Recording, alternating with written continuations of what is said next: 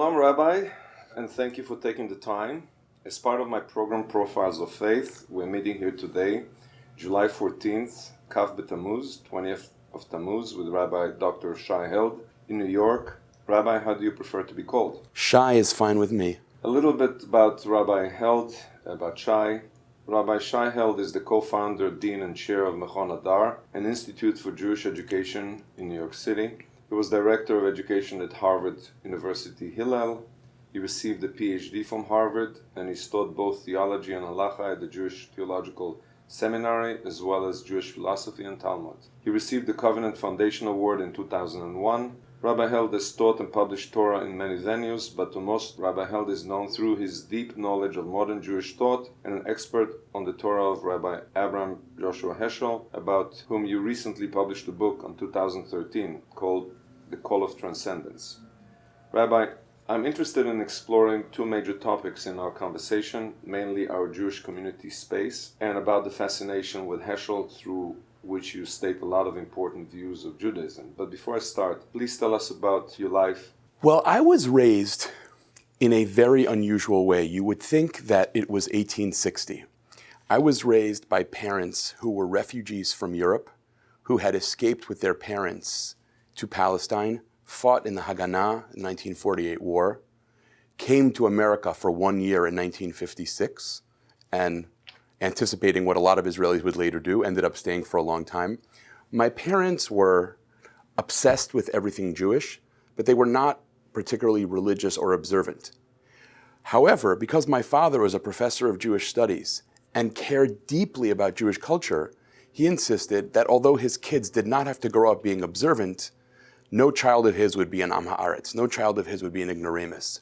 So I went to yeshiva day school in Monsey, I went to Ashar, and just to give you a sense of how kind of conflicted and complicated my childhood education was, by the time I finished 7th grade, I could read a Gemara Rashi Tosfot with no problem.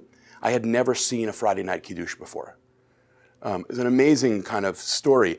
And at home, my parents spoke to me mainly in Hebrew, and my identity at home in a way was being a kind of secular Israeli. And I went to conservative summer camp at Camp Ramah. So on a good day, I was raised in a way that makes me feel at home and able to function in almost any Jewish setting you can imagine. On a bad day, it makes me feel at home nowhere at all. It sounds like following the Jewish philosophy of Buber or some other secularized philosopher of the 20th century? Well, I would say a little bit more. It's like my parents were maskilim, were kind of Jewish Enlightenment figures from Eastern Europe. They never gave up their love for and obsession with Jewish sources. My mother could quote entire short stories of Agnon by heart. My father, who had an extraordinary memory, knew all of Tanakh, literally all of Tanakh by heart. There was a deep divide, I would say, in them between Shmirat Mitzvot on the one hand, observance on the one hand, and deep immersion in Jewish culture. The latter to them was everything. It was, in some ways, I think their deepest hope for us was that we be deeply immersed in, I want to say Torah, but I'm not sure that's the word they would have used, honestly. They came from Lithuania? My mother was from Kovna in Lithuania, and my father was from Poland. Where did they meet? They met in Israel. It's actually kind of an amazing story about how people process trauma. My father did not end up in Israel till he was 13 or 14. And he always insisted to everyone he knew, including to my mother, that he grew up in a house speaking Yiddish and didn't speak Polish. And about 15 years ago, I was at a wedding. A man comes up to me and says, are you Moshe Held's kid? I tell him I am. He says, your father and I used to go horseback riding in Warsaw together, and your father learned in my father's cheder. So I ask him, I say, so how is that possible if you guys were hanging out in Warsaw that my father didn't speak Polish? He says, who told you your father didn't speak Polish? We spoke Polish all the time. It's an amazing, my father went to Israel and was sort of reborn. Part of it was, not wanting to be part of Eastern Europe, to kind of repudiate the hatred they experienced in Poland. My mother always referred to Poland as a Jewish graveyard and nothing else. But it also gives you a sense of how much Israel to them felt like a rediscovery of life, of possibility, of hope. And that kind of visceral connection to Israel, something I got very deeply from them. How were the grandparents? Were they also maskilim, or were they observant? My parents were older when I was born, so three of my grandparents had passed away before I was born. I didn't really know them. I knew my father's mother, who lived in Yerushalayim, but I didn't really have much of a relationship with my grandparents. None of them were religious in any meaningful way. It didn't go down the Masorah. Right, it did not. Now that we know more about your ancestors, you pass. You're Jewish. Can you tell us about yourself as a child? A lot of what I've ended up doing in many ways grows out of, very distinct experiences of childhood. We were sent to yeshiva where I was taught every day that God wrote the Torah and gave it to Moshe. And then I would go home and see my father, who was a renowned Bible scholar, and I knew that he thought that that was just not true. And for my older brother and sister, I think it basically rolled off of them. But for me, by the time I was, I think, in third or fourth grade, all I wanted to talk about was philosophy and theology. How can it be that I feel obligated by mitzvot when I have questions about, this was sort of who I was as a kid. And I, from a very young age, became kind of fascinated by shmirat mitzvot, by being observant. The joke in my family when I was a kid was I would wake up my father on Shabbat morning to turn on the TV for me so I could watch wrestling and cartoons. But chas v'chalila, I would never turn on the TV. And my father used to joke, I escaped Europe, I went to Palestine, I became a professor of Jewish studies so that I could graduate and become a Shabbos guy. That's where I ended up. This is an amazing life story. So I was in some ways as a kid a lot like I am now. So you're a graduate of a dichotomy. Yeah, the way that I sometimes put it is I'm the graduate of a cognitive dissonance experiment. Let's see how many different influences, impacts, narratives we can put in one kid and see what comes out. Did he fix it by now? I'm not sure that the goal is fixing it. Again, on a good day, I feel really grateful that I really kind of internalized in very visceral and direct ways, not through books so much as through the people in my life, an awful lot of the experience of the Jewish people in the 20th century. It's not impossible that you're trying to still fix this dichotomy. If it was, how would you see what you're doing in that light? Well, one thing I would say that's very directly an attempt to fix something and that I'm very conscious of all the time is that because I had attended a whole array of different Jewish institutions, from each of which I felt I learned something important, and at the same time from each of which I felt there was something I wanted to distance myself from, in many ways, creating Machon Hadar was about creating a Beit Midrash, a place of Jewish study, that really integrated what I had learned from yeshiva, what I had learned from JTS, what I had learned from a university. It really tried to kind of reinvent one place that could hold so much of what had moved me as a kid and as a young adult, and that tried to sort of learn and repair some of what I felt was inadequate or just didn't resonate with me in those contexts. So how did your father or your parents deal or react to your rabbinic direction in life? Well, my father passed away when I was a boy. My father died a month before my bar mitzvah. My bar mitzvah was actually the morning of Shloshim, which is an amazing and horrific story.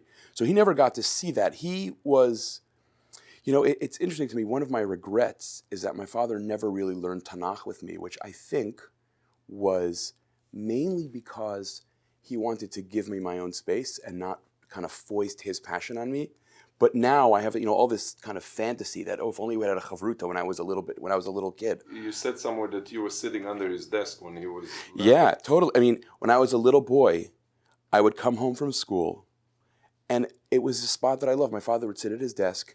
I would crawl under his desk and literally sit at his feet, right? Mitabek b'afar ragleihem, wrestling with the dust of their feet. That's what I did. Now, the way I learn Torah, the way I think about text is radically different than my father. But the notion of poring over a text with your whole neshama being there, I learned that from him. So what did you do under the table? The honest truth is I don't remember. The more, maybe one step deeper, I did what you might expect a 7, 8-year-old kid did. I tickled my father's feet. I tried to distract him. I watched his eyes. I remember thinking wow, he's so focused.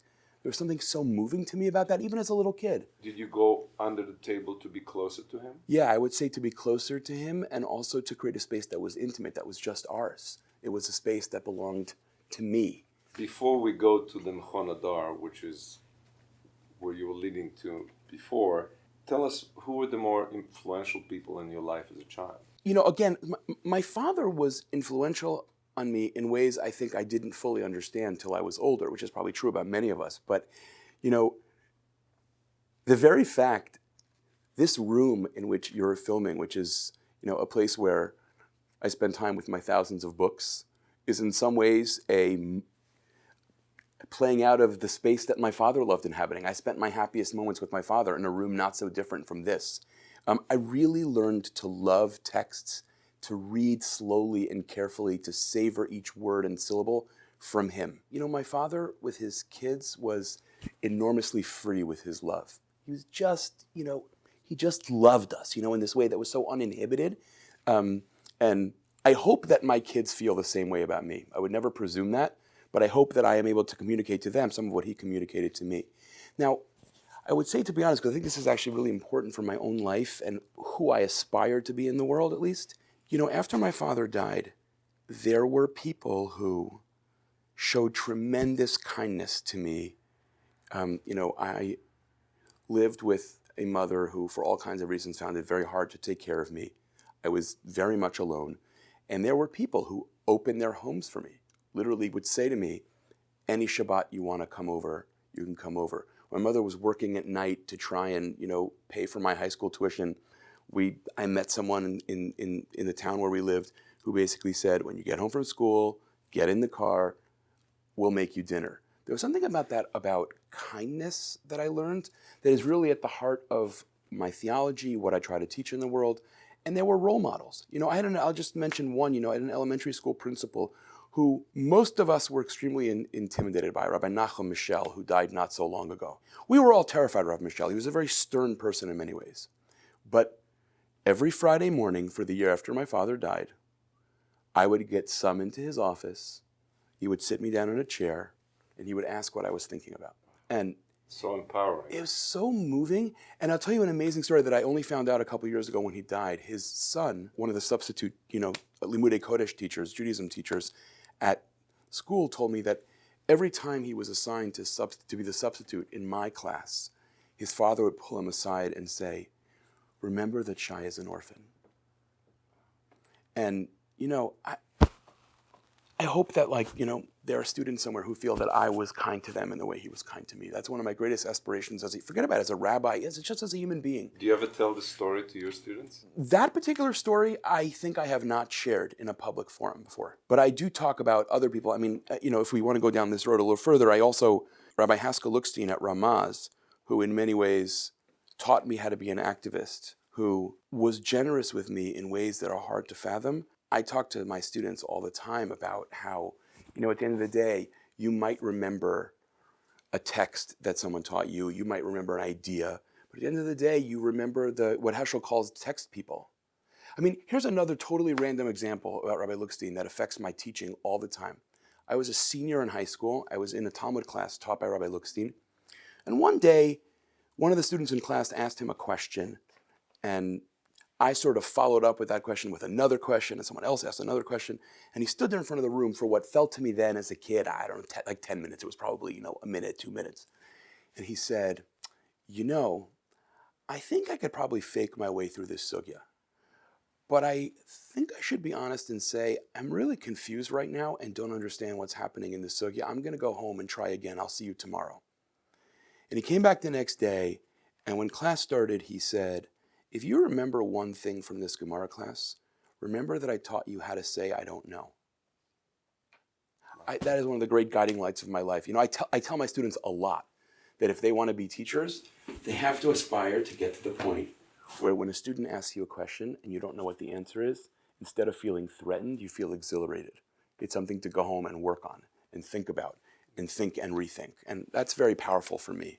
Yeah, sharing your humanity in general is empowering. It's the goodbye Mr. Chips moment, right? Yeah, look, I'm sorry if I could. I'm just going to give you one more example of this. You know, I have some serious issues with chronic illness that for many years I kept completely private until I realized that it would be enormously powerful for many of my students to see that one could be a rabbi, a teacher, a scholar, and be totally open about one's own vulnerability, what it means to be basar v'adam, what it means to be flesh and blood. More than that, I think that I heard more than one person say, you'll be surprised when you let people in what you'll find out. Yeah, for sure. I mean, yeah. Going to your independent path is a would-be Orthodox, or learning in an Orthodox or observant way. When do you remember yourself feeling God independently for the first time?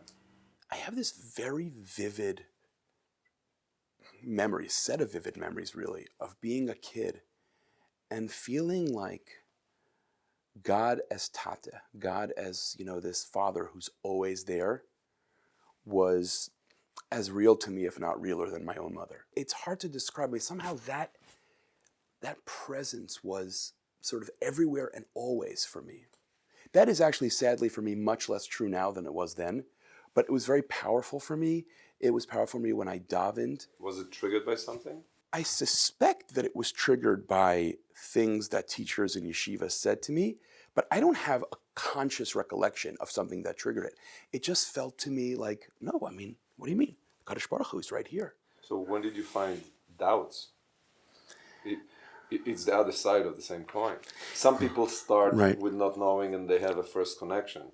Those who had connection all the time, when is the first doubt? Right. So, yeah, it's a really interesting question. When did I have the first doubt? Well, I would say that I would sort of break up my experience of doubt into two levels. There was a level of sort of philosophical doubt, intellectual questions about whether there could really be a God, what kind of God there could be. And then there was the experience of God's presence becoming more hidden from me. Those two things are related, but they're actually not the same. I'm talking about another doubt. When you think, maybe I'm a fool. Okay. I was in yeshiva in Israel. I was, I think, 19 years old, maybe 18 years old. I was in Yeshivat HaMiftar in Efrat. And all of a sudden one day, in the middle of the Shemona Esrei, in the middle of the Amida, I thought to myself, who am I kidding? Who am I talking to? What? This is ridiculous. Like, what's going on here? I mean, it sounds melodramatic. You think back on yourself as a teenager thinking, oh, I guess this is an existential crisis. Because and it was amazing. I actually felt, in a way that is like really hard to describe in words, a sense of utter terror in that moment of, oh, is everything I've thought about the world false? Could that be? It took her until 19? To feel it viscerally, right? As an experience that went all the way down, yeah. As an experience, yeah, for sure. Did I have questions about it? Yeah, I mean, again, because I was sent to a school where at home I was being taught that many of the things I was learning at school were not true, I had doubts about all kinds of things from the time I was 6 or 7 years old. But to really feel, oh, what I've staked my life on to this point might not be true, I think that, well, you asked that question, and then I started thinking about how in 9th grade, a classmate of mine in high school was in an accident and died. And I refused to keep any mitzvot for 12 months because I was just furious. That obviously is a form of doubt too, but there it was anger. My mother, not long before she died, I had this just amazing exchange with her as we were riding in a car, I think. Somehow we got to talking about, as she often talked about, the Shoah and the way that she had lost her whole world and most of her relatives there. And then she said to me, I'm going to say this in Hebrew because I want to capture the tenor of it and then translate. She said, "אתה יודע, אני כל כך כועסת שכנראה שאני כן מאמינה." I read that. I'm so angry that I guess at the end of the day I am a believer. Something very moving to me about that.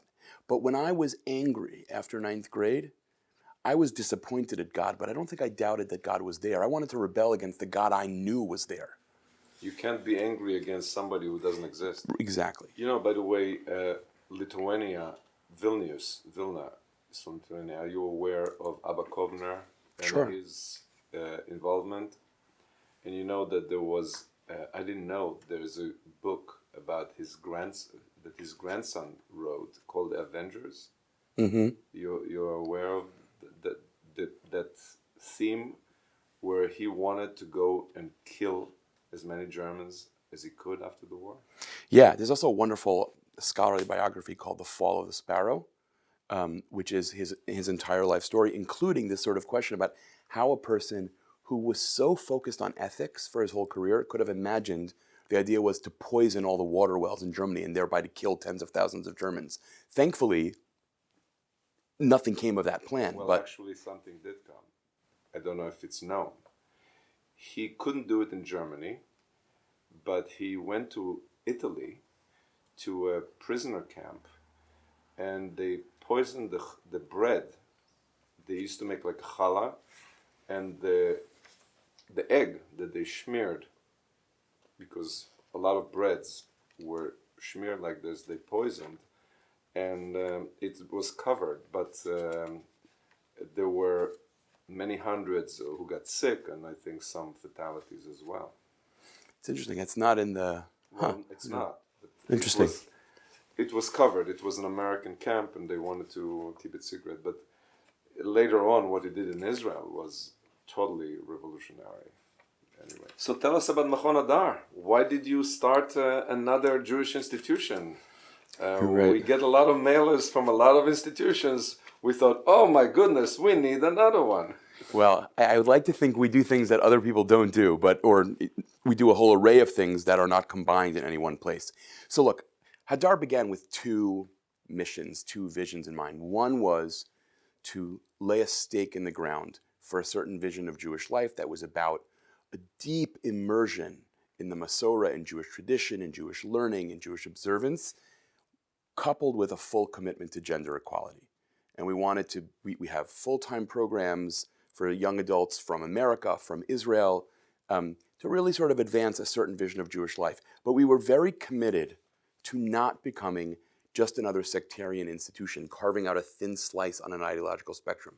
And so at the same time, we decided we want to be a Beit Midrash that belongs to the entirety of the Jewish people.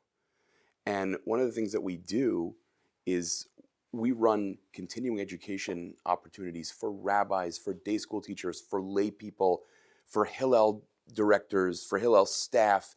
And there, I'm really proud to say that in those programs, people come and learn in our Beit Midrash. In our rabbinic program, there are people who were ordained by Reb Zalman, there are people who have smicha from YU, and there's everything in between. And they come together on the simple principle in those programs that Jews should learn Torah, and that they should learn Torah with people they don't ordinarily learn Torah with. You don't ordain? We don't ordain people.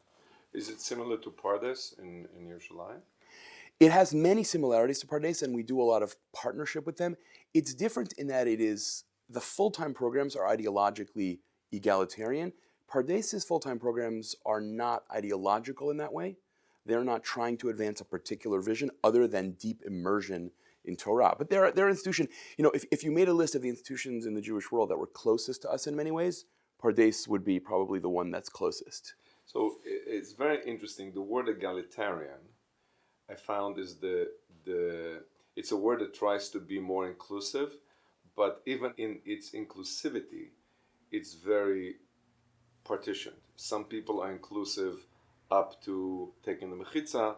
There are people who are inclusive in the Shira Chadasha, in the women participating up to a certain point, but not other points, and some people are everything. So where is your egalitarian boundaries? So at Hadar, the tefillot at Hadar are fully egalitarian. Women count in a minyan and do everything that men do. Now, just to be clear, the programs that are not ideological, davening is optional, right? So when you invite rabbis from all over the spectrum to spend time in your Beit Midrash, you can't require them, because otherwise you're just trying to convert them to your particular vision. So davening is available, but it's not required. Our full-time programs, it's required, and people come. It's actually very interesting, right? Of people who come to Hadar to learn full-time, more would describe themselves as Orthodox than anything else. But we are, I guess, at the forefront of what people call post-denominational Judaism, which I would say, look, I understand and respect very deeply that for many people, a denominational identity is really important and even fundamental to who they are. I respect that. I understand it. I don't relate to it personally almost at all. And that may go back to your earlier question, to my upbringing, where I was never raised to fit anywhere exactly. So, we are not interested in that. Our faculty, people say, what denomination are you? We say, well, most of us have had experience in multiple, if not, all the Jewish denominations. And we're interested in Torah and mitzvot, not in denominations. The way that I would put it is that I don't see any reason why we need to be bound by terms that were created by 19th century German Jews to meet their needs. I'm not sure there are needs. When people talk about how kosher they are, the test is when they sit at the restaurant. So the same way with the denomination. I want to know the order of the day. People come at 5, 4, and they learn, and all of a sudden it's time for Mariv. Do you have separate minyanim? Are you talking about the full-time programs now? Anytime. Let's say So there's a class, and all of a sudden there's mincha or Mariv. So a group of people goes to daven egalitarian, and a group of people goes to daven Orthodox, or... So you walk into Hadar in a given week, you will find somewhere between 50 and 75 people in the morning davening, having a 3-hour Seder learning Gemara, and then a shiur, lunch, mincha, shiurim all afternoon. But the Shachris and the Mincha I want to ask about. So the Shachris and the Mincha in the full-time programs are egalitarian. The Shachris and the Mincha, when people come for the more kind of pluralistic, non-denominational programs, so many people will daven Mincha at Hadar, and that will be an egalitarian Mincha. We are next door to Lincoln Square Synagogue. Some people will go next door and daven there.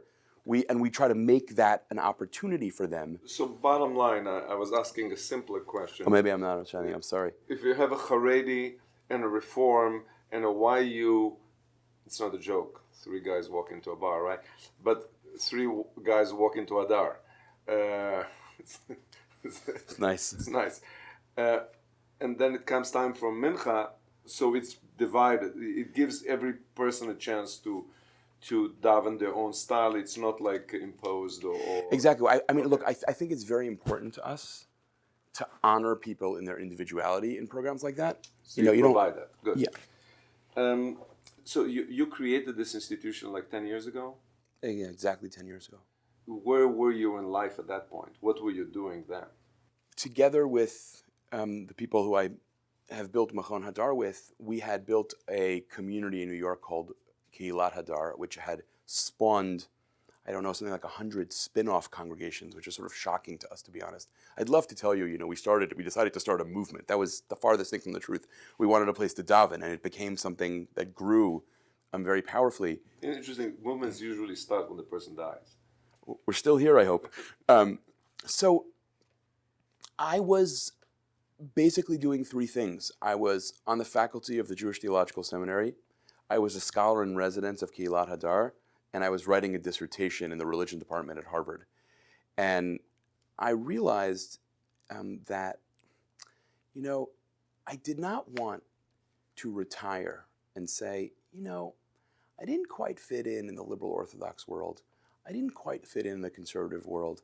And I just sort of made my peace and felt uncomfortable. I thought, if I don't try to build an institution that I can fully stand behind at least once in my life, I will feel like I did not have courage. It's like those people who say, if I don't teach it, I won't understand it. Yeah, or if I don't find out if it can be embodied, I don't know if it's real. I would say I wanted to know that the things that I longed for in a Jewish place of learning could in fact be real. And more than that, I wanted the 18-year-old version of me to have a place he could feel at home. Can you elaborate on that? I wanted to build the place that an 18-year-old version of me could feel at home in. I wanted to build the place that I could have felt at home in if only had it existed when I was 18 years old and seeking this. Meaning a place that could embody more than Orthodox or Reform. Yeah. So let me tell you about 2 experiences I had in yeshiva that were very helpful to me, and they really will, I think, explain some of what's most important to me as a teacher. So one of the worst moments I ever had in a Jewish school was, after my father died, for reasons that are, complicated, I didn't really in school talk about my avelut at all. And then every morning we had a 15-minute halacha shiur. And we were learning Hilchot Brachot, the laws of blessings. And our teacher taught us about making the bracha, Baruch Dayan HaEmet, blessed is the true judge, when we hear tragic news. When somebody died. So I raised my hand and haltingly, kind of stammeringly, 13-year-old boy now, I say, well, what if you hear something that is so painful and so devastating that you can't say that bracha? Now take a minute and think how you would have responded to that question. The teacher said the following: for a real mamin, that is not a question. For a real believer, that is not a question. In that moment, if I could have become a floor tile, I would have become a floor tile. And also something went off in my mind that said, I'm out. If you're gonna yell at me because I just made myself vulnerable enough to share my suffering with you, there's something here that's really off. Now again, I want to emphasize, I was very much loved and taken care of in that school, but that was a moment... You were violated by a teacher. And it made me realize that I wanted to build a Beit Midrash where no human experience would ever be bulldozed over. That if a student had experienced something that he or she needed to share with me, needed me as a person, as a Jew, as a rabbi to hear, I would hear it. Somebody can argue that actually that unfortunate experience had strong implications and made you be an activist. Because violations, we're not talking about abuses, but like mild violations are growing, they become opportunities for growing experiences, as was yours. Yeah, I mean, so one other piece of this, when I was a student in Yeshivat Shalavim in Israel, someone gave me for the first time a book by a guy who became very important to me, Abraham Joshua Heschel. And one of the madrichim, one of the guides, the counselors in the program, came up to me one day as I was sitting outside the Beit Midrash reading it and said, if you're going to read that book, could you at least keep it in your room? And that too was enormously formative for me because I wanted to build a Beit Midrash where people wouldn't be afraid of engaging with ideas that were different than theirs. And in many ways, those two stories really kind of shaped some of my ethos as an educator, which is, about really, first of all, really listening to people. So it defines the word egalitarian, not only as we contextualize it today, men and women, but broader as allowing people to think and ask questions beyond the rabbi's preconceived notion of what's right and wrong. Yes, I tell people all the time, you do not need to check who you are as a human being at the door. You have to bring it with you. That's what a real Beit Midrash is. Bring who you are as a person. Interesting. I never thought about the mezuzah, a place where you check on the door who you are. So, about the Jewish communal space that I was saying that's one of the important things for me to talk about, I heard an interesting conversation. Rabbi Daniel Hartman appeared recently in some seminar, and he was talking about the idea of boundaries. And he said that we live in a time of division and fragmentation in the Jewish world, and boundaries used to unite the Jewish world, such as observance of mitzvot, Shabbat, kosher, celebrating the holidays. But today, boundaries separate us more and more. We are divided between groups who observe or fail to observe the very things that used to unite us. How do we see our Jewish future here in Israel and in the communal space, talking about boundaries which defined us and now divide us? How do you, when you get out of that Machon Hadar room into the world, how do you replicate, like a DNA that grows and builds a community where the ideas of boundaries define us and now divide us, where we can transcend that? Right. Well, I want to start with something very small, but I think significant. And it goes back to our discussion about learning versus davening at Hadar when we bring rabbis together. So, on the one hand, there are things that, given people's ideological commitments, we can't actually do together in this moment. But one of the things that we're trying to do is to remind people that there still are things that unite us and bring us together. You can still learn a text together, talk about it passionately, struggle with it, ask what it means. I think that there's a lot of levels to your question that probably would be useful to tease apart. You probably take longer than we have, but I mean, part of what I think ails us as a community is the loss of any real sense that I have something profound to learn from someone who sees the world really differently from me. Part of that, I think, is a particular problem about the Jewish community at this moment. Part of that in America is that the Jewish community is reflective of the larger American reality that we're living in right now, which is so utterly toxic and bitter. And so, I think there's just something really powerful as a spiritual practice. I mean, I say this to students, read someone you really dislike and disagree with, and ask yourself, what is the Torah I can find in this person's writing? Yeah. And then do it with human beings, right? That's really actually very powerful. It's very funny that you connected it to the society at large. If I try to analyze what's behind all of this pattern, I think that we have a failure in conflict resolution. It means that people cannot transcend their disagreements and find a place where they can agree to meet and compromise. And then how does it affect their children? We know that violence yields violence, divorce yields divorce. Right. Lack of conflict resolution has become maybe the viral growing disease that creates all this fragmentation in our society, in divisiveness, in all of those phenomena, including the Jewish world, where we become less tolerant. Let's put it this way, the Talmud, beyond teaching halacha, is a lesson in conflict resolution.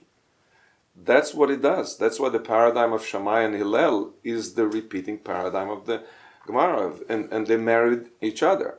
I think conflict resolution is what we need to teach, starting from Hadar, because bullying is a way of transcending conflict resolution. So I think egalitarian is a way of resolving conflict resolution. Inclusiveness. It's interesting. I, not long ago, was at a Shabbos table in Brooklyn through some family connections with someone who is, I would say, probably describe themselves as centrist Orthodox, Haredi to some degree. And he asked me what I was teaching, and I told him that I had just finished giving a set of shiurim about Rav Dessler, of Eliyahu Dessler, one of the great Musar figures of the 20th century. And he found it so shocking that someone with my ideological worldview would read Rav Dessler, let alone teach Rav Dessler. Did you say how dare you? No. He actually was, I think, sort of delighted, right? But I thought to myself, well, why would I not? There's a tremendous amount of things that, I live eons away from Rav Dessler's ideological universe, but here's someone I can learn from. Why, I just as a posture, what do we learn from other people? I mean, it is, on some level, the thing about that is so powerful to me is how simple it is. Is my first assumption that you have something to teach me or that you are a threat to me? What is my first assumption? So you led me to the next question, which is learning from people, and you decided to learn from Rabbi Abraham Jeshua Heschel. Why write on Heschel? Heschel has this complex personality. You talk to three people and you'll realize there are three different Heschels. What did you find in Heschel that made you want to spend so much time on him? Well, to speak just very personally, from the time I got in trouble for reading Heschel as a teenager, for many years later, I felt that he had become a sort of dialogue partner in my head. For years, I was just inspired by him. Then I started finally talking back. Then we would argue. And I remember once sitting in a class in college with my late teacher, Professor Isidore Tversky, a great Rambam scholar. And he said in passing one day something like, you have to understand the Rambam has been my life's companion.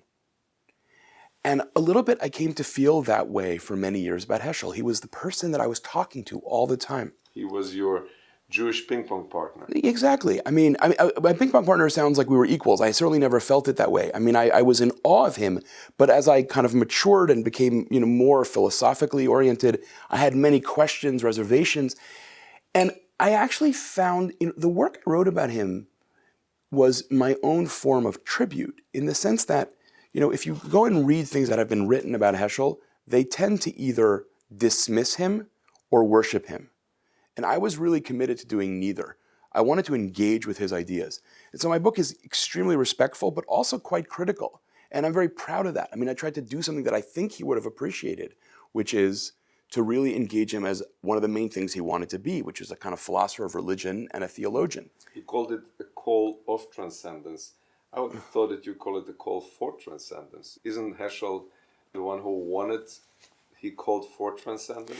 So I'm now going to let you in on a deep, dark, dirty secret of public publishing.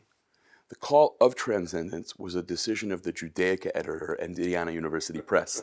However, what she captured in that, I think, which was very powerful, the call of transcendence, I think, was intended to be a kind of pun, a double meaning. Our call to transcend our own ego and being called by that which is transcendent, namely God. It was a double meaning. So I, Beautiful. Stopped resisting. Unlike many of the famous rabbis of his generation, Heschel remained popular and mostly beloved until today. Is it because he's misunderstood? No, I don't think it's because he's misunderstood. I would say Heschel's popularity among, lay people, I would say, has to do with two things largely. Civil rights. Civil rights and an unbelievably poetic way of expressing himself. What's amazing about Heschel to this day, no matter how much I wrote about him and how many times I've read his various works, I'm still staggered by the fact that his English is his fourth language. A language, imagine learning a language in your late 20s and writing like that. It's unbelievable. So that is a big piece of it. And he became an icon. He was not the only rabbi involved in the civil rights movement. He was not the first rabbi involved in the civil rights movement, but he became the spokesman. Yeah, and it's funny, if you were to kind of do a history of American Jewry in photographs, that picture of him on the bridge in Selma really was for many American Jews one of the defining moments of the American Jewish experience of becoming fully at home in America, of feeling secure enough to fight for others' rights. He was, he represented and represents something that I think remains very powerful. He's often misunderstood to be flexible and easygoing person, but he was nothing of the sort, was he? Yeah, there's nothing flexible and easygoing in the sense that, one of the things I find most moving about Heschel is that he really believed in a God who watched our every action and cared profoundly about our relationship with people in general and with people who were vulnerable to being exploited in particular.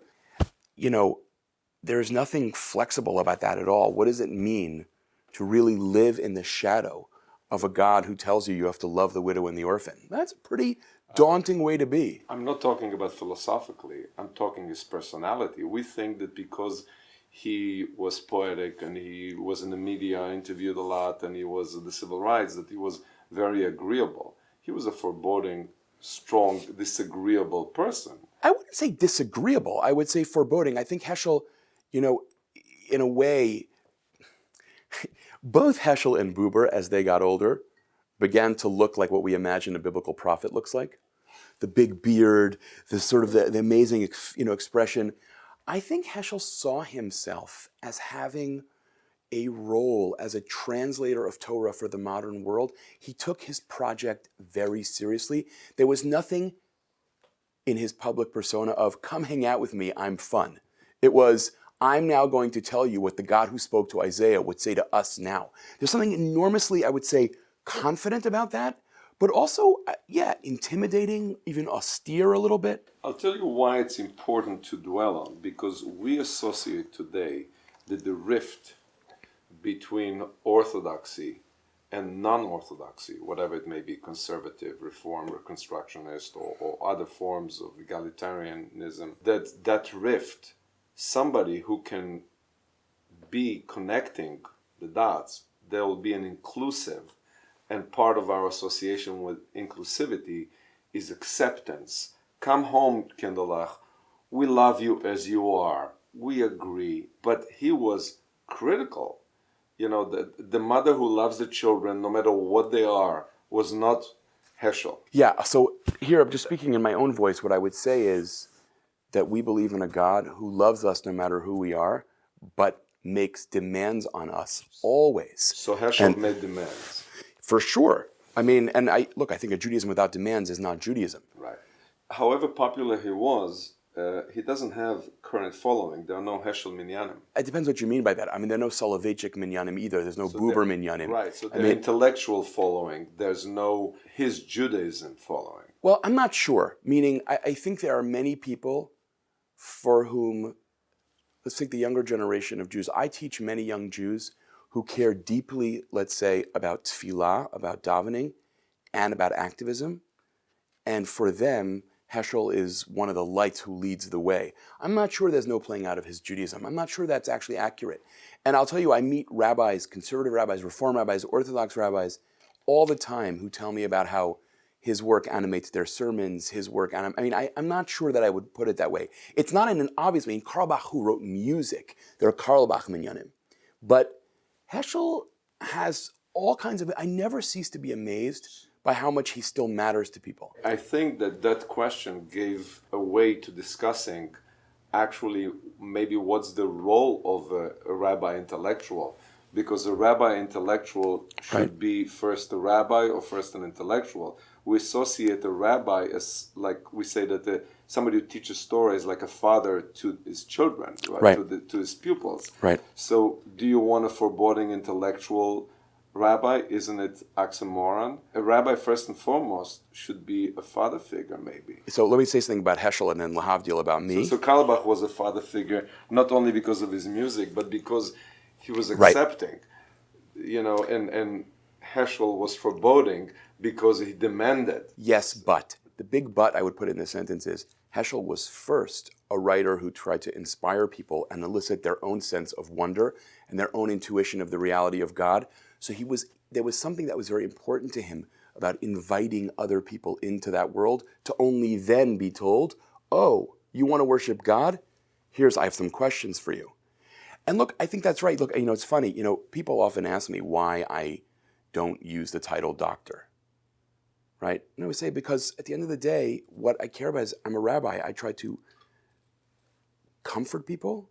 I try to unsettle people. I try to inspire them. I try to help them. It was actually one of the ways that I felt most uncomfortable at JTS is that people who had the title rabbi doctor mainly went by doctor. And I thought, I don't want to do that. I thought it's because you were waiting to be called Lord. No.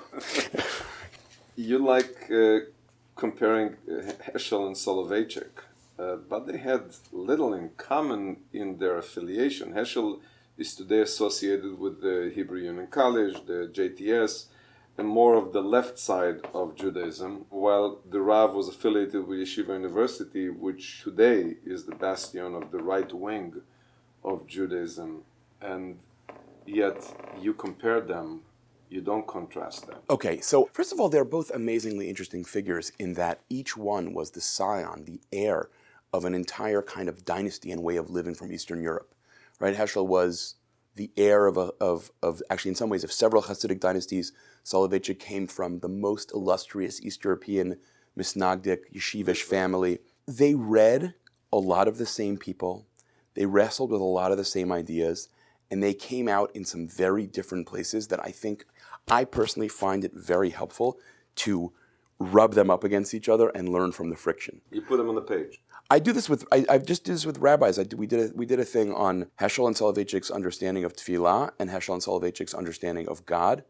And I just basically tried to draw out the differences between them and get the rabbis to find a place where they themselves could stand in between them or generated by that conversation. I think that that's, a helpful way. I find in general that it's helpful for students to have extremely different figures rubbed up against each other as a way of learning what's at stake in an issue. I mean, I give this shiur that I've done many times in many settings where we talk about Martin Buber and Yeshayahu Leibovitz on halacha. Those are two people who have basically nothing in common, and we work on figuring out what is really at stake and how different they are, and how does that help me figure out how to become me. Heschel lived till 1972. What was his position on Israel and the Arab-Israeli conflict? So I should be clear about this. This is not a topic that I've researched a lot, but I would say a couple things about this. One is that in 1967, in the wake of the Six-Day War, he writes a book that is in many ways reflective of that moment. It is, and I don't mean this pejoratively, it is drunk with the fervor of what's just happened. God's revelation? The restoration of the possibility of divine providence in a deep way, yes, all of Hester Panim. All of that. Miracles in our time, the wonder. Heschel talks a lot about power over other people being a dangerous thing. He says at one point that the will to believe and the will to power are mutually exclusive. I have no question that he would have had massive reservations about a 50-year subjugation of another people. That seems clear to me. Now, what would his exact politics about this or that be? I don't know, and that's a question for biographers, and even that's a speculative question. But I think spiritually, he was very aware that just as there were enormously, obviously damaging, terrifying consequences to being oppressed, there was a whole different set of potential consequences to becoming an oppressor. It sounds like a slice of your larger analysis of his reflexive versus transitive concerns. You want to tell us shortly more about the general thing and how it's an outcome of that? Yeah, so Heschel thought that basically human beings had two kinds of concerns. Reflexive concerns, which are what it sounds like. It's concern for myself. Egocentric concern. Yeah. Although there's nothing inherently bad about that. I'm allowed to and even have to pursue food and shelter. But transitive concern, and that's a strange term. Think of transitive verbs. It's my concern for something outside me, right? He felt that although reflexive concerns were necessary, if all a person has is reflexive concerns, then they're not fully human yet. One becomes fully human in learning to care about that which is not me. He says at one point, the greatest beauty grows at the greatest distance from the center of the ego, right? The greatest beauty in the world is when I become focused on what do you need? What's hurting you? So would you say that transitive is in what we understand is altruistic? Altruism often has the connotation of having no selfish motivation at all. I'm not sure he was invested in that question. The mixture of what do I want from this? What do you want from this? He was more concerned, I think, with just emphasizing that part of what it means, a core part, maybe the core part of what it means to have a religious life is to learn that my ego is not the center of the universe. I think it's very simply put. If you look at our Jewish learning, you're saying tzedakah, tikkun olam, but at the same time, if you're in the desert and you have only one bottle of water, you should drink it. It's a complex issue that Judaism has a very simple and non-controversial attitude for. Yeah, look, I think a lot of what Heschel's saying about this is actually fairly simple to understand, but just incredibly difficult to internalize and live. Well, going to another topic, you mentioned a lot the idea, speaking about Heschel, about divine consciousness, but it doesn't sound very close. It sounds actually very removed. It's like explaining something with something further removed. It's like saying the cosmos, but we cannot relate to the divine and certainly not to its conscience. Very abstract, philosophical. How does it help a person feel like he learned something from that idea, divine consciousness? Well, I think all divine consciousness really means in this context is that we're talking about an Elohim Chayim, a God who is alive, as opposed to sort of the idea of God as a process or God as a power. For Heschel, it is extremely important. What it means for God to have consciousness is that God knows people, loves people, cares about the outcome of human events. It is what it means, I think, for him to have a personal God. Isn't it like a Santa Claus? Well, it's certainly not a Santa Claus, because a God who demands that you learn to love the most vulnerable members of society, the God who asks you to stand up for those who are victimized, that's not Santa Claus. That's the God of Yirmiyahu, not the God of Santa Claus. You're talking about somebody you can relate to as somebody who cares about us. Santa Claus, I mean, somebody who cares about us. In Heschel's language, God is not a patron. God doesn't say, you know what, Sally, whatever you want to do, you do it. You're my sweetie. You can do whatever you want. He says, I love you, and therefore I love you and therefore I have tremendous expectations of you. So I want to be clear. In other words, I think it's unhelpful to think of a personal God as Santa Claus because, I mean, the kind of God we believe in traditionally has a lot of different aspects. The God who has a very strong sense of midat hadin, a sense of judgment, a sense of expectation, a sense that Jews are supposed to return to God, that is not Santa Claus. That is a God who makes very rigorous demands, religiously and ethically. I don't remember who it was, I think Steinsaltz, who said that Judaism is taught to us when we're young and we never develop an adult view of God. We still think in terms of the child in kindergarten. The question about that is, how do you teach your children about Judaism? You put honey on their alphabet and you say, and? Well, yeah, by the way, I mean, I think that good parenting, kids really experience a sense that they are loved unconditionally and that there are expectations for their behavior and that there's no contradiction between those two things at all. You know, I think one of the sort of unfortunate ways that some self-help inflected American spirituality, people talk, oh, God loves you and therefore you're totally fine the way you are. I would say that Jewish spirituality said God loves you and therefore you have to keep growing. That's a big topic, and I think I'd rather get to this topic from the most important part, I think, of Heschel that you elaborate on, which is his sense of wonder. Wonder versus modernity. You speak about how religion can inspire the wonder in our life. Is that what you try to do? Is that what I try to do in explaining Heschel, you mean? Heschel and in your Machon Hadar. So Heschel thought, right, that one of the things that the modern world had done was erased and almost obliterated our sense of wonder and therefore our sense of gratitude. We're not talking about the Holocaust. We're talking about the intellectual debates, the biblical scholarship, apologizing for God, explaining God, all this. More than that, Heschel thought the issue was a technological culture that taught me to use things.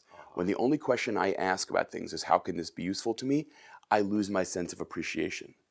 Right? He says, one of his most beautiful sentences, mankind will not perish for want of information, but only for want of appreciation. Right? I know how to use things, but I don't know how to value them. And wonder is about restoring my sense that, you know, I'm not the author of the world. I'm not the author of my life. And when I come to realize how much I've been given, I also, in Heschel's theology, become open to the question of how do I repay? Ma'ashiv ladonai, how can I possibly repay God? And that's where a kind of commitment to hearing God's commands comes from. Now, you know, in my own writing and teaching, I talk about similar themes, but I guess I would say in different idioms. It is very important for me. Gratitude as a posture is enormously important for me to teach and to talk about, because as I understand it in Judaism, gratitude always is bound up with a desire to repay. I've been given so much, how can I repay it? How can I pass it along? To use an image from Kabbalah, we are meant to be intermediaries, not receptacles. The gifts of Hashem are supposed to flow through us, and we're not supposed to hoard them. That is already a really, I think, powerful conversation about what it means to live a religious life. Do the gifts of God flow through me, or do I grab them and hoard them? Do I try to make them only my own? Do I pass love out into the world? I mean, at the end of the day, and I think that unfortunately in much of the Jewish world, this conversation is muted in unfortunate ways. You know, here's in some ways the most religious question you could possibly ask someone. Are you kind and are you growing kinder? Do you love and are you trying to learn to love more? Isn't that what we do with our children? You can say that the invention of the family unit is because it's the only way we can translate gratitude. We cannot do it when we live alone, and we cannot do it when we live in a commune. But when we have our own progeny, that is the clicking mechanism that taught us how to convey gratitude. So I would say love as an outpour of gratitude is what we do with our children. So I would just insert one caveat that I think mattered to Heschel a lot, and that is very important to me in my own life and thinking also, which is the family unit is enormously important, but one of the things that is crucial to teach our kids is that their obligations for chesed and kindness and love must always go beyond their family too, right? I understand that that's not what you were saying, but I really want to emphasize that point, which is like, by the way, that's why at a wedding, right, that's why we have no walls on the chuppah. And I think that's actually very important. The idea that the love between two people is supposed to radiate outward. The love that my children feel from me should radiate to how they interact with their friends, and more than that, how they interact with people who are in service professions, who they interact with. Love becomes an ethos. Love is the way I carry myself in the world. I think that I will sharpen this from a question to a comment. You're suggesting that we learn things from the Torah and project them to society, to community. And I think, in what I understand about orthodoxy and religion and practice, is that my theme in this program is about tradition and how its transmission throughout the generation had preserved Judaism. I think that it's the other way around. I think that if we are loved and we see love in our surrounding tradition, then we can implement it in the Torah, and not the other way around. If you take somebody who's been abused personally, it will be very hard for them to become the chesed the Torah teaches. But if you have somebody who's been loved personally, they may translate that love, that personal growing tradition love in their own home, to a love in the Torah, in the chesed. I'm not sure you just said something different from what I was saying. Well, I don't hear the maybe distinction. Not, no, but I think a lot of rabbis want us to be altruistic or Transitive in our concern. because of what God says in the Torah. And I think we can only do it if our elder, if our zayda, if our bubbe, if our parents. Yeah. And more than that, that's why the rabbi and the teacher and the melamed is compared to a father. Because if we only learn love from our family unit, then we can become lovers. We cannot learn it from the Torah and from God. Yeah, so what I would say, which is not so different, but I think is important, I would never say the sentence, we cannot learn it from God. I would say that the primary means God has given us to learn it is our parents and our friends. Right. Meaning they become the vehicles for God. By the way, I'll leave you with an amazing sort of piece of Torah about this that is so moving to me. The Kli Yakar, the great medieval Jewish Torah commentaries, he says the following thing that is just, it's amazing. He says, why is it that the Chazan, the Baal Tfilah, prayer leader, when the Kohanim are blessing the people, why does the Chazan say, Yivarechecha, and then the Kohanim say, Yivarechecha? What's going on there? And he says, the Kohanim are commanded, Levarech et Amo Yisrael be'ahava, to bless God's people with love, right? But the problem is, where's that love going to come from? And what we do in the ritual of the Baal Tfilah saying, Yivarechecha, he's not cueing them, he's blessing them, so that they internalize his love, which they can then put out as their love. And the idea is that there's a cycle of love that goes on. They have to be it's very hard. It is possible, but it is very hard to love without experiencing being loved. And in that moment, we play that out. So be loved. But I'll tell you how it plays. Because when I interviewed Rabbi David Ingber, he said that under that talus, he remembers his father's cheek. Because that bracha makes fathers and sons, and hopefully daughters, to be under the talus, and then the children remember. It's not the Kohanim alone. Yes, it's a communal model, but it puts the father-children under the talus space. Yeah, there's no contradiction there, right? It's not a contradiction, but it's a cause and effect. What causes what? So ideally, in almost all cases like this, I would say that the Torah's ideal is a virtuous cycle. And one of the things I've started observing to my students, you can make of this what you will, is that I think it says something interesting about our culture, that we all know what a vicious cycle is, but none of us know what a virtuous cycle is. We don't use that expression usually. And we're talking about a virtuous cycle. You love a kid, so that kid loves more deeply. You love to learn more deeply, and they learn to love more deeply. You're always learning love from the experience of love. I love that. And if you can make it a bumper sticker, I'll buy it. And maybe we'll be the Mechon Hadar Minyan. That circle of love. Totally. And I think maybe that's what Karl Bach has actually accomplished, to demonstrate in his model that circle of love, with not only with singing, but with his mamash and with his stories. He made that feel that it's all about love. Love is everything. Going back to utility, wonder versus modernity, you say that somehow utility is not great or not good alone, but the Talmud is full of utility. That's the main purpose of what we learn in the Talmud. How do we make use of those rules? And how do we, if a tree, the roots grow past the line, how do we resolve the conflict? Heschel's talking about something. First of all, the word for him is expediency, not utility. I'm not sure utility is exactly the right thing he's talking about. Modernity you associated with utility. With what is the general approach to the world that modernity encourages. Heschel thinks, you could disagree with this, of course, but Heschel thinks that modernity encourages us to be oriented by the question, how can this serve me? And that's true not just about things, he thinks, but about people. I meet a guy and I say, how can this person advance my interests? I don't think, how can I help him? I see the natural environment. This is actually very important to him. I see the natural environment and I don't think, how can I appreciate this as God's creation? I think, how can I profit off of this? How can I turn this into industry? Is that what we're finding today in modern time? Populism almost can lead to fascism. Utility is, what do I get out of it?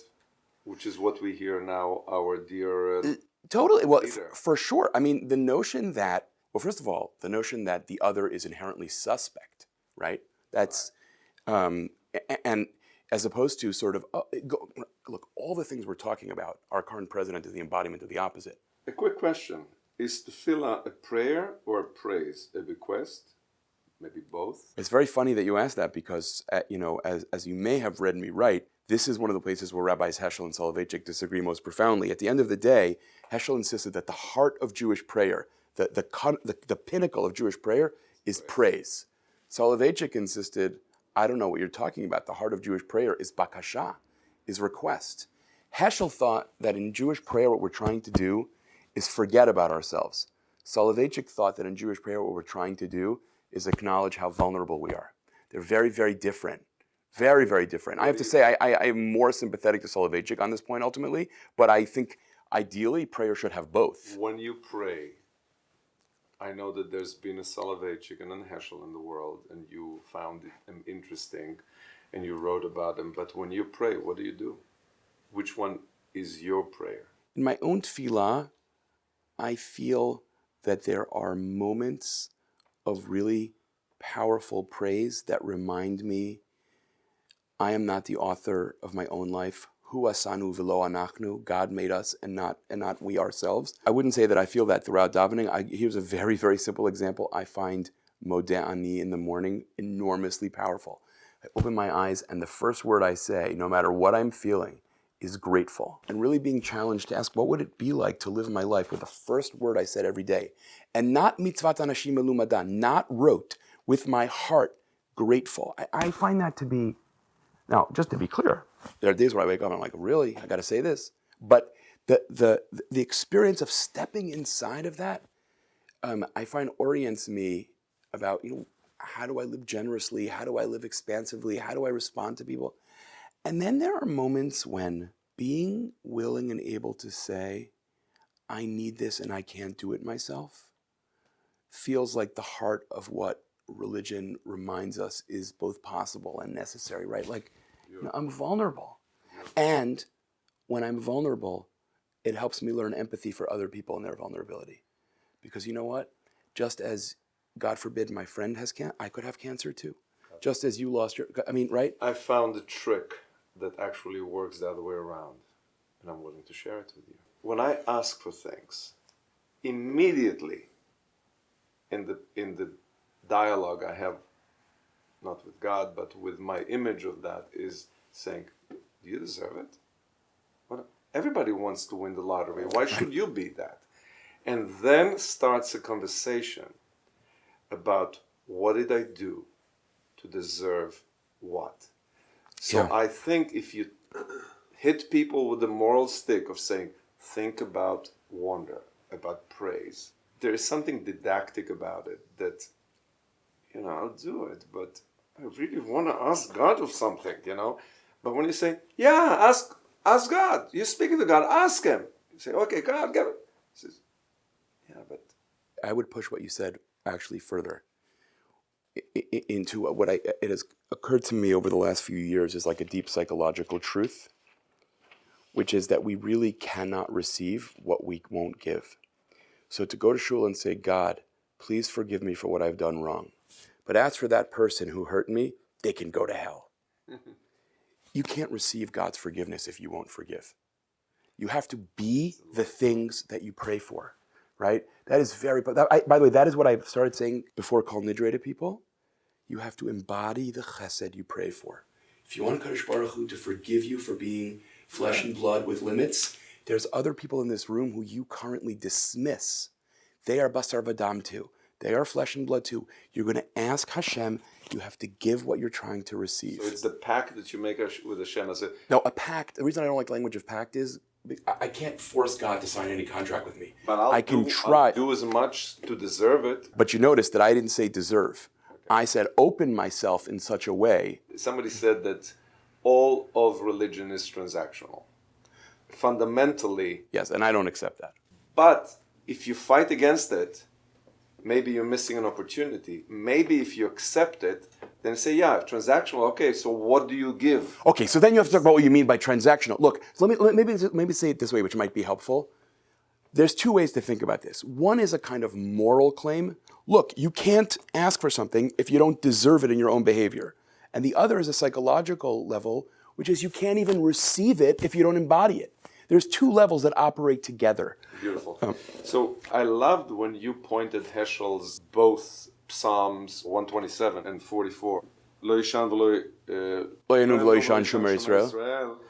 Versus Hashem Akitza Ura. Ura Hashem Lamati. Yeah, Ura Lamatishan Hashem. Right. Psalm 44. Yeah. I loved that because it's both about deserving and getting, but it's also about the anger, and it's also about the role of God in our historical victimhood. And I think the embodiment of deserving, giving, getting, and where is God in that transaction is phenomenally put in those two Psalms. And I'd love you to elaborate less philosophically about it, but more.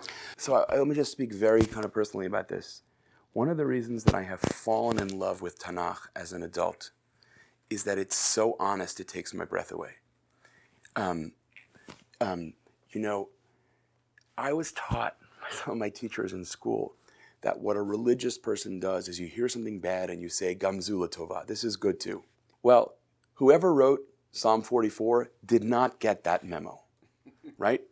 The world was a disaster, and so he screamed his head off. He loved God enough, and he was hurt enough by the reality of the world that he said, I'm bringing this to you. Was your mother? Yes, that's right. That kind of relationship. What I love about Tanakh is that it doesn't lie about the fact that so much of the time the world doesn't seem like a world that's cared for by anybody, let alone by God. Tanakh is unafraid of saying that. And there's something about that honesty that I have found so liberating and challenging and comforting. And it's also helped me really believe that the desire to be honest always in religion is not a compromise, but actually a virtue. Chatamosh HaKadosh Baruch Hu emet. God's seal is truth. And emotional truth is truth too. And Psalm 44 is amazing in that way. It is basically saying, I am not going to lie and say that everything is wonderful. It's not wonderful. And I am pulling God into that, into this very place where life hurts. Do you think that maybe after the bar mitzvah, every child should be learning those two Psalms as an introduction to a grown-up relationship with Judaism? Yeah, I think for sure. Because God comes through this as such a fist fight, that legitimate fight that we have among ourselves, and it does not feel like, I've done something wrong. Because if it's in their honest Torah, if it's in David HaMelech, if it's in our psalm, in our liturgy, then it must be okay. to have conflict with God. Yeah, look, I find it amazing. I have taught Psalms of protest, Psalms like Psalm 44, to people who have spent their whole life in yeshiva. And they literally sit there with their mouth open. They had no idea this was in Tanakh, right? And I think that that's an enormous loss. Because what ends up happening is very often people feel like, well, if I can't just think everything's wonderful, that means I don't have faith. To which I would say, really? You don't think the author of Psalm 44 had faith? I'm not sure that's right? And it allows for, and it goes actually to what we talked about my hope for the Hadar Beit Midrash. People can bring the reality and the range of human experiences they have into a space of Torah. It's beautiful. I think it was Rabbi Bravender who told me that he was very rebellious. I think it was him. And he came one day to the Beit Midrash and he stood at the door and he didn't get in, and the teacher said what? And he said, I disagree with everything. And he thought he's going to get kicked out, which was looking forward. And the rabbi said, oh, really? You know who else said that? And he took the Talmud and he showed him, and he said he was forever ingratiated with how this disagreement that he felt was part of the larger Jewish tradition, which is fascinating. I would love to continue doing that, and maybe we will. But I'll tell you how I end most of my interviews. I ask everybody to sing a song from Beit Abba, from your parents' tish, from your father's tish, from your Shabbos tish. A song that has a meaning to you from the pouring of Judaism down. And what do you tell people who never had a Shabbos tish with their parents? I may be the first one you've interviewed, right? Any Jewish meaningful singing.